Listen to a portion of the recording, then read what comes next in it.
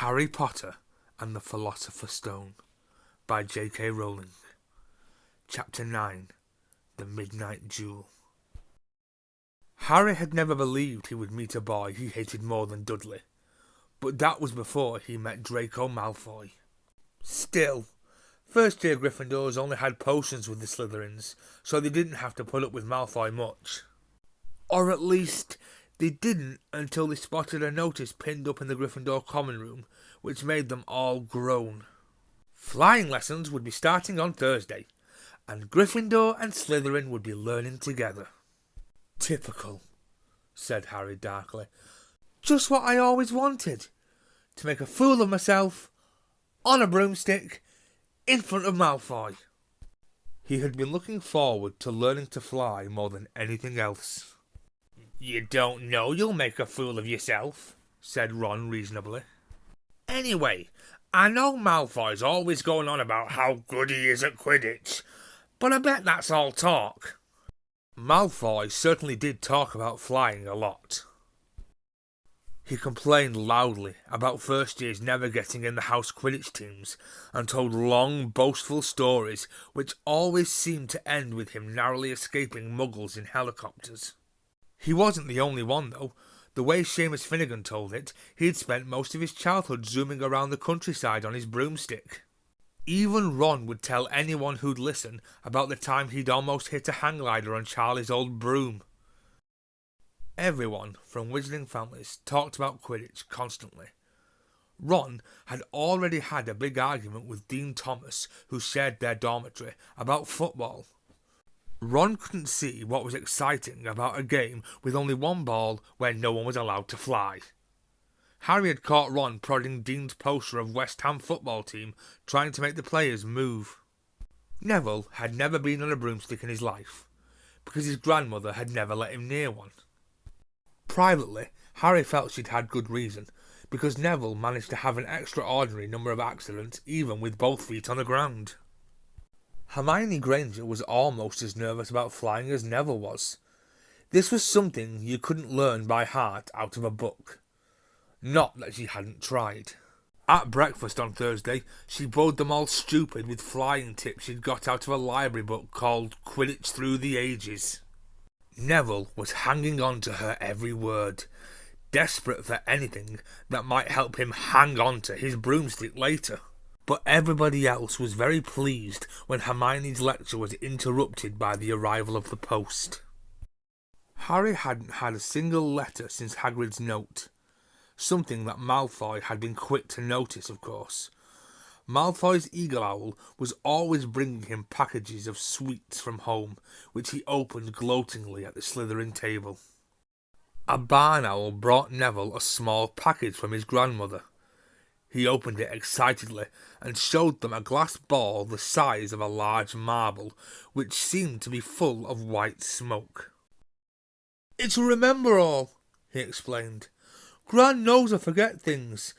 This tells you if there's something you've forgotten to do. Look, you hold it tight like this, and if it turns red..." Oh. His face fell, because the remember-all had suddenly glowed scarlet. "You've forgotten something." Neville was trying to remember what he'd forgotten when Draco Malfoy, who was passing the Gryffindor table, snatched the remember-all out of his hand. Harry and Ron jumped to their feet.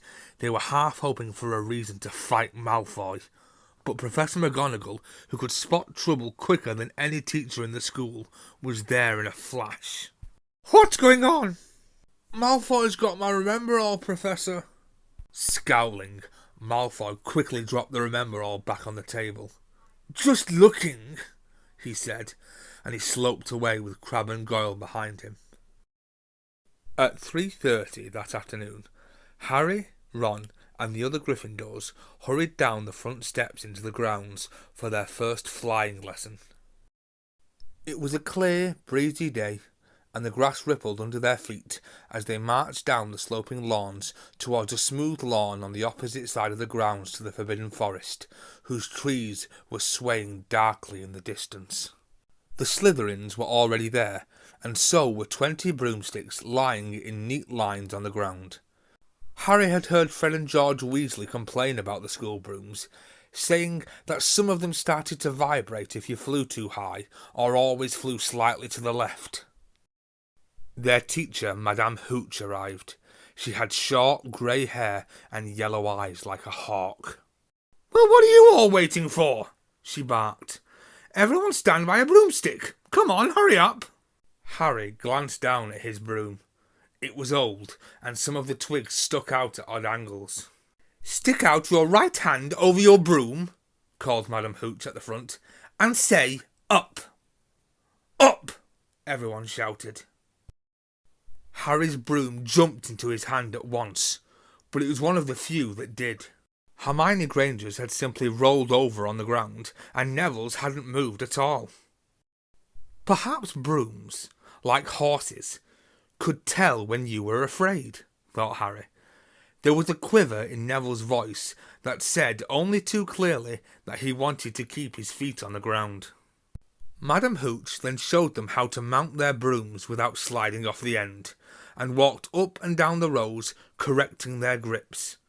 Harry and Ron were delighted when she told Malfoy he'd been doing it wrong for years. "Now, when I blow my whistle, you kick off from the ground hard," said Madame Hooch. "Keep your broom steady, rise a few feet, and then come straight back down by leaning forward slightly. On my whistle, 3, 2... But Neville, nervous and jumpy, and frightened of being left on the ground, pushed off hard before the whistle had touched Madame Hooch's lips. "Come back, boy!" she shouted. But Neville was rising straight up like a cork shot out of a bottle. 12 feet? 20 feet?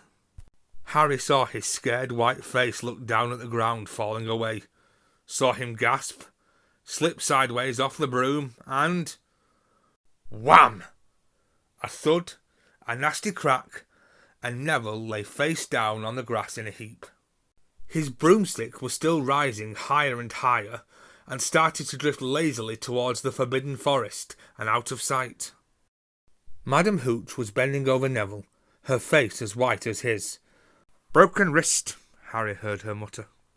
"Come on, boy, it's all right, up you get." She turned to the rest of the class. "None of you is to move while I take this boy to the hospital wing. You leave those brooms where they are, or you'll be out of Hogwarts before you can say Quidditch. Come on, dear."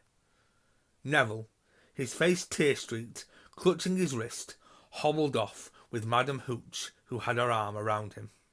No sooner were they out of earshot than Malfoy burst into laughter. "Did you see his face, the great lump?" The other Slytherins joined in. "Shut up, Malfoy," snapped Parvati Patil. "Ooh, sticking up for Longbottom," said Pansy Parkinson, a hard-faced Slytherin girl. "Never thought you'd like fat little crybabies, Parvati." "Look," said Malfoy, darting forward and snatching something out of the grass. "It's that stupid thing Longbottom's gran sent him." The Remember-All glittered in the sun as he held it up. "Give that here, Malfoy," said Harry quietly. Everyone stopped talking to watch. Malfoy smiled nastily. "I think I'll leave it somewhere for Longbottom to collect. How about up a tree?" "Give it here," Harry yelled. But Malfoy had leapt on his broomstick and taken off. He hadn't been lying. He could fly well. Hovering level with the topmost branches of an oak tree, he called, "Come and get it, Potter!" Harry grabbed his broom. "No!" shouted Hermione Granger. "Madame Hooch told us not to move. You'll get us all into trouble." Harry ignored her. Blood was pounding in his ears. He mounted the broom and kicked hard against the ground, and up he soared, air rushing through his hair and his robes whipped out behind him. And, in a rush of fierce joy, he realised he'd found something he could do without being taught. This was easy. This was wonderful. He pulled his broomstick up a little to take it even higher, and heard screams and gasps of the girls back on the ground, and an admiring whoop from Ron. He turned his broomstick sharply to face Malfoy in mid-air. Malfoy looked stunned. "Give it here," Harry called, "or I'll knock you off that broom." "Oh yeah," said Malfoy, trying to sneer, but looking worried. Harry knew somehow what to do. He leant forward and grasped the broom tightly in both hands, and it shot towards Malfoy like a javelin. Malfoy only just got out of the way in time. Harry made a sharp about turn and held the broom steady. A few people below were clapping. "No Crabbe and Goyle up here to save your neck, Malfoy," Harry called. The same thought seemed to have struck Malfoy. "Catch it if you can, then," he shouted, and he threw the glass ball high into the air and streaked back towards the ground. Harry saw, as though in slow motion, the ball rise up in the air and then start to fall. He leant forward and pointed his broom handle down. Next second, he was gathering speed in a steep dive, racing the ball. Wind whistled in his ears, mingled with the screams of people watching. He stretched out his hand, a foot from the ground. He caught it, just in time to pull his broom straight, and he toppled gently onto the grass with the Remember-All clutched safely in his fist. "Harry Potter!" His heart sank faster than he'd just dived. Professor McGonagall was running towards them. He got to his feet trembling. "Never! In all my time at Hogwarts!" Professor McGonagall was almost speechless with shock, and her glasses flashed furiously. "How dare you! Might have broken your neck!" "It wasn't his fault, Professor." "Be quiet, Miss Patel." "But Malfoy—" "That's enough, Mr. Weasley! Potter, follow me! No!" Harry caught sight of Malfoy, Crabbe and Goyle's triumphant faces as he left, walking numbly in Professor McGonagall's wake as she strode towards the castle. He was going to be expelled. He just knew it. He wanted to say something to defend himself, but there seemed to be something wrong with his voice. Professor McGonagall was sweeping along without even looking at him. He had to jog to keep up. Now he'd done it. He hadn't even lasted 2 weeks.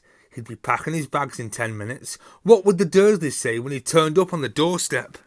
Up the front steps, up the marble staircase inside, and still Professor McGonagall didn't say a word to him. She wrenched open doors and marched along corridors with Harry trotting miserably behind her. Maybe she was taking him to Dumbledore.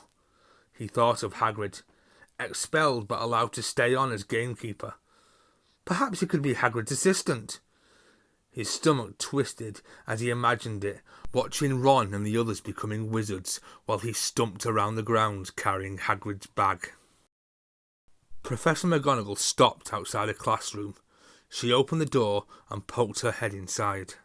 "Excuse me, Professor Flitwick. Could I borrow wood for a moment?" Wood? Thought Harry, bewildered. Was wood a cane she was going to use on him? But Wood turned out to be a person, a burly 5th-year boy who came out of Flitwick's class looking confused. "Follow me, you two," said Professor McGonagall, and they marched on up the corridor, Wood looking curiously at Harry. "In here." Professor McGonagall pointed them into a classroom which was empty except for Peeves, who was busy writing rude words on the blackboard. "Out, Peeves!" she barked. Peeves threw the chalk into a bin, which clanged loudly, and he swooped out, cursing. Professor McGonagall slammed the door behind him and turned to face the two boys. "Potter, this is Oliver Wood. Wood, I've found you a seeker." Wood's expression changed from puzzlement to delight. "Are you serious, Professor?" "Absolutely," said Professor McGonagall crisply. "The boy's a natural. I've never seen anything like it. Was that your first time on a broomstick, Potter?" Harry nodded silently. He didn't have a clue what was going on, but he didn't seem to be being expelled, and some of the feeling started coming back to his legs. He caught that thing in his hand after a 50-foot dive, Professor McGonagall told Wood. Didn't even scratch himself. Charlie Weasley couldn't have done it. Wood was now looking as though all his dreams had come true at once. Ever seen a game of Quidditch, Potter? He asked excitedly. Wood's captain of the Gryffindor team, Professor McGonagall explained. He's just a build for a secret too, said Wood, now walking around Harry and staring at him. Light? Speedy? We'll have to get him a decent broom, Professor. A Nimbus 2000 or a Clean Sweep 7, I'd say. I shall speak to Professor Dumbledore and see if we can't bend the first-year rule. Heaven knows we need a better team than last year. Flattened in that last match by Slytherin. I couldn't look Severus Snape in the face for weeks. Professor McGonagall peered sternly over her glasses at Harry.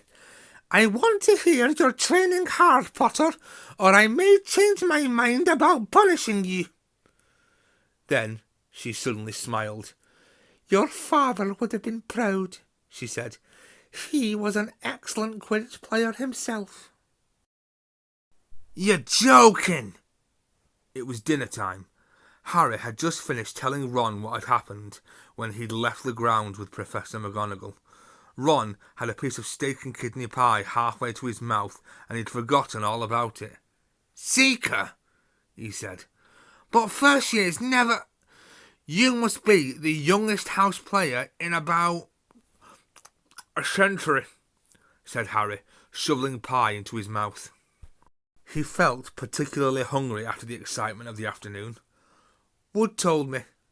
Ron was so amazed, so impressed, he just sat and gaped at Harry.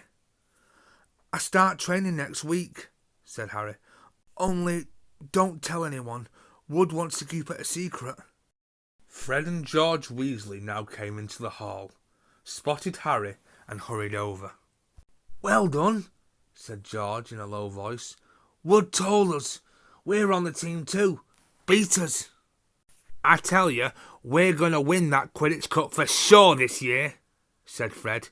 We haven't won since Charlie left, but this year's team is going to be brilliant. You must be good, Harry. Wood was almost skipping when he told us. Anyway, we've got to go. Lee Jordan reckons he's found a new secret passageway out of the school. Bet it's that one behind the statue of Gregory the Smarmy that we found in our first week. See ya. Fred and George had hardly disappeared when someone far less welcome turned up. Malfoy, flanked by Crabbe and Goyle. Having a last meal, Potter? When are you getting the train back to the Muggles? You're a lot braver now you're back on the ground and you've got your little friends with you, said Harry coolly. There was, of course, nothing at all little about Crabbe and Goyle, but as the high table was full of teachers, neither of them could do more than crack their knuckles and scowl. I'd take you on any time on my own, said Malfoy. Tonight if you want. Wizard's Duel. Wands only. No contact. What's the matter? Never heard of a Wizard's Duel before, I suppose?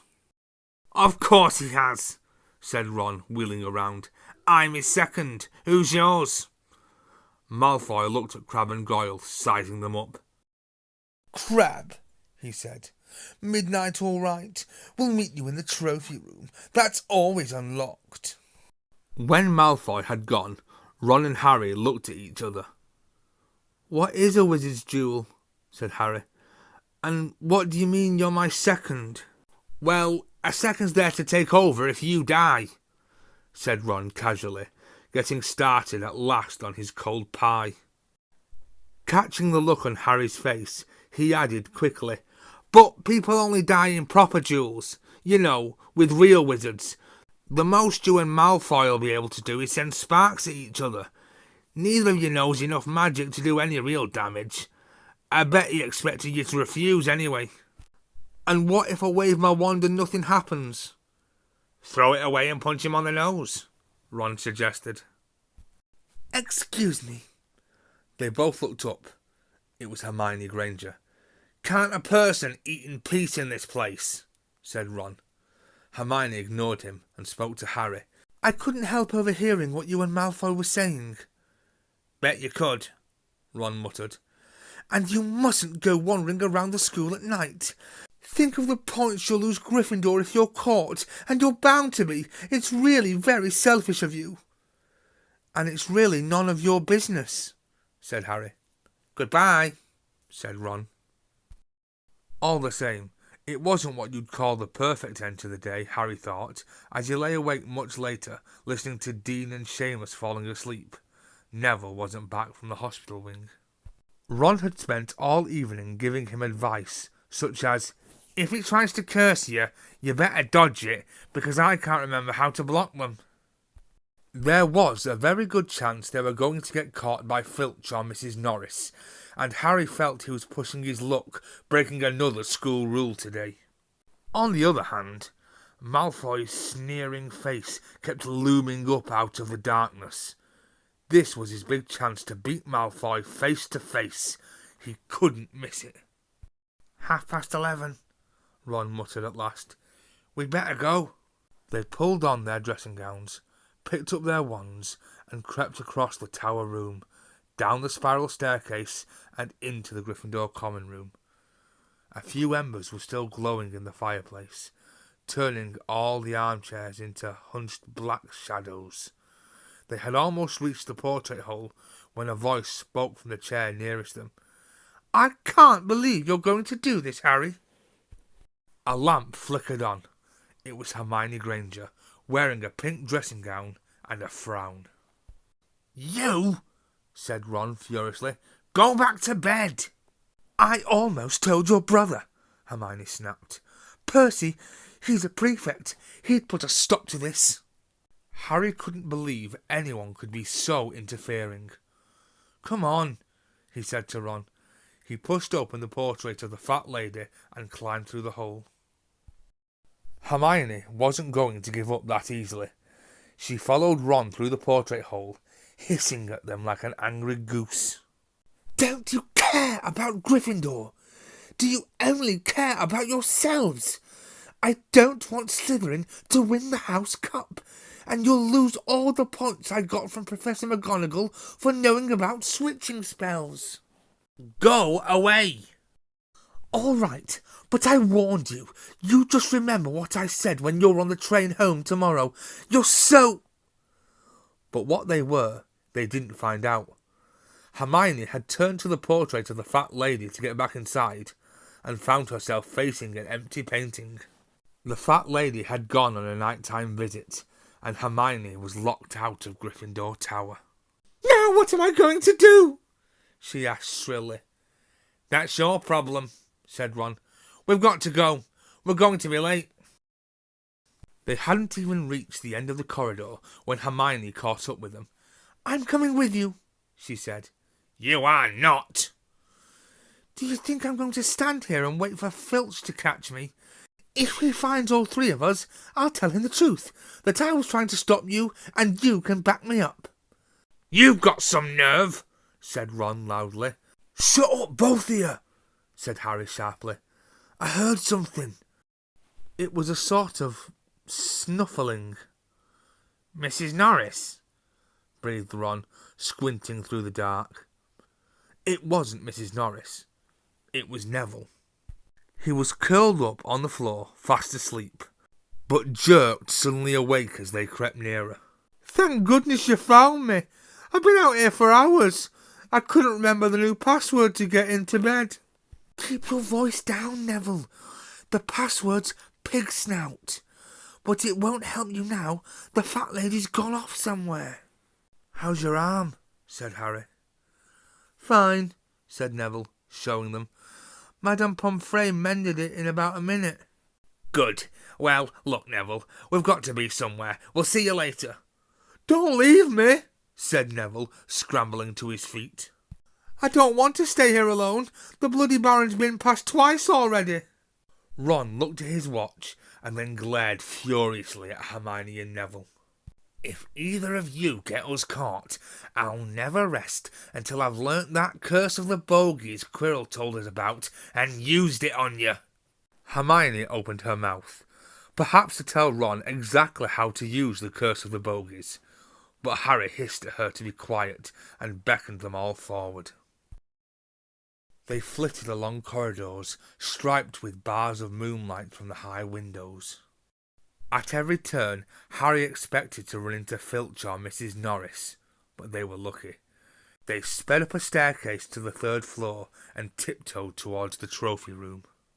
Malfoy and Crabbe weren't there yet. The crystal trophy cases glimmered where the moonlight caught them. Cups, shields, plates and statues winked silver and gold in the darkness. They edged along the walls, keeping their eyes on the doors at either end of the room. Harry took out his wand in case Malfoy leapt in and started at once. The minutes crept by. "He's late. Maybe he's chickened out," Ron whispered. Then a noise in the next room made them jump. Harry had only just raised his wand when they heard someone speak, and it wasn't Malfoy. "Sniff around, my sweet. They might be lurking in a corner." It was Filch speaking to Mrs. Norris. Horror-struck, Harry waved madly at the other three to follow him as quickly as possible. They scurried silently towards the door away from Filch's voice. Neville's robes had barely whipped round the corner when they heard Filch enter the trophy room. "They're in here somewhere," they heard him mutter. "Probably hiding." "This way," Harry mouthed to the others, and petrified, they began to creep down a long gallery full of suits of armour. They could hear Filch getting nearer. Neville suddenly let out a frightened squeak and broke into a run. He tripped, grabbed Ron around the waist, and the pair of them toppled right into a suit of armour. The clanging and crashing were enough to wake the whole castle. "Run!" Harry yelled, and the four of them sprinted down the gallery, not looking back to see whether Filch was following. They swung around the doorpost and galloped down one corridor, then another, Harry in the lead, without any idea where they were or where they were going. They ripped through a tapestry and found themselves in a hidden passageway, hurtled along it, and came out near their charms classroom, which they knew was miles from the trophy room. "I think we've lost him," Harry panted, leaning against the cold wall and wiping his forehead. Neville was bent double, wheezing and spluttering. "I told you," Hermione gasped, clutching at the stitch in her chest. "I told you." "We've got to get back to Gryffindor Tower," said Ron. "Quickly as possible." "Malfoy tricked you," Hermione said to Harry. "You realise that, don't you? He was never going to meet you. Filch knew someone was going to be in the trophy room. Malfoy must have tipped him off." Harry thought she was probably right, but he wasn't going to tell her that. "Let's go." It wasn't going to be that simple. They hadn't gone more than a dozen paces when a doorknob rattled and something came shooting out of a classroom in front of them. It was Peeves. He caught sight of them and gave a squeal of delight. "Shut up, Peeves! Please! You'll get us thrown out!" Peeves cackled. "Wandering around at midnight, ickle firsties? Tut, tut, tut! Naughty, naughty! You'll get caughty!" "Not if you don't give us away, Peeves. Please." "Should tell Filch I should," said Peeves in a saintly voice, but his eyes glittered wickedly. "It's for your own good, you know." "Get out of the way!" snapped Ron, taking a swipe at Peeves. This was a big mistake. "Students out of bed!" Peeves bellowed. "Students out of bed! Down the charms corridor!" Ducking under Peeves, they ran for their lives, right to the end of the corridor, where they slammed into a door, and it was locked. "This is it," Ron moaned, as they pushed helplessly at the door. "We're done for! This is the end!" They could hear footsteps, Filch running as fast as he could towards Peeves' shouts. "Oh, move over!" Hermione snarled. She grabbed Harry's wand, tapped the lock, and whispered, "Alohomora!" The lock clicked and the door swung open. They piled through it, shut it quickly, and pressed their ears against it, listening. "Which way did they go, Peeves?" Filch was saying. "Quick, tell me." "Say please." "Don't mess me about, Peeves. Now where did they go?" "Shan't say nothing if you don't say please," said Peeves in his annoying sing-song voice. "All right, please." "Nothing." "Told you I wouldn't say nothing if you didn't say please." And they heard the sound of Peeves whooshing away and Filch cursing in rage. "He thinks this door is locked," Harry whispered. "I think we'll be okay. Get off, Neville!" For Neville had been tugging on the sleeve of Harry's dressing gown for the last minute. "What?" Harry turned around and saw, quite clearly, what. For a moment, he was sure he'd walked into a nightmare. This was too much on top of everything that had happened so far. They weren't in a room, as he had supposed. They were in a corridor. The forbidden corridor on the 3rd floor. And now they knew why it was forbidden. They were looking straight into the eyes of a monstrous dog. A dog which filled the whole space between ceiling and floor. It had 3 heads, 3 pairs of rolling mad eyes, 3 noses twitching and quivering in their direction, 3 drooling mouths, saliva hanging in slippery ropes from yellowish fangs. It was standing quite still, all 6 eyes staring at them, and Harry knew that the only reason they weren't already dead was that their sudden appearance had taken it by surprise. But it was quickly getting over that. There was no mistaking what those thunderous growls meant. Harry groped for the doorknob. Between Filch and death, he'd take Filch. They fell backwards. Harry slammed the door shut and they ran. They almost flew back down the corridor. Filch must have hurried off to look for them somewhere else because they didn't see him anywhere. But they hardly cared. All they wanted to do was put as much space as possible between them and that monster. They didn't stop running until they reached the portrait of the fat lady on the 7th floor. "Where on earth have you all been?" she asked, looking at their dressing gowns hanging off their shoulders and their flushed, sweaty faces. "Never mind that. Pig snout! Pig snout!" panted Harry, and the portrait swung forward. They scrambled into the common room and collapsed, trembling into armchairs. It was a while before any of them said anything. Neville, indeed, looked as if he'd never speak again. "What do they think they're doing, keeping a thing like that locked up in a school?" said Ron finally. "If any dog needs exercise, that one does." Hermione had got both her breath and her bad temper back again. "You don't use your eyes, any of you, do you?"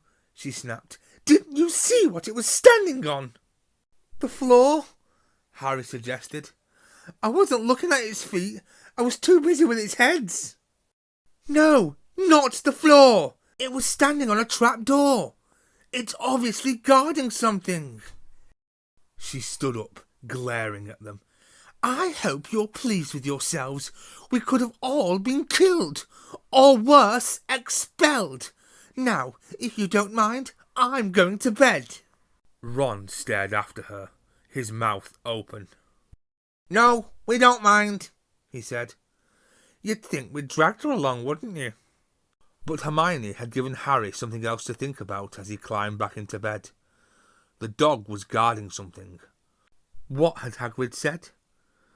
Gringotts was the safest place in the world for something you wanted to hide. Except, perhaps, Hogwarts. It looked as though Harry had found out where the grubby little package from Vault 713 was.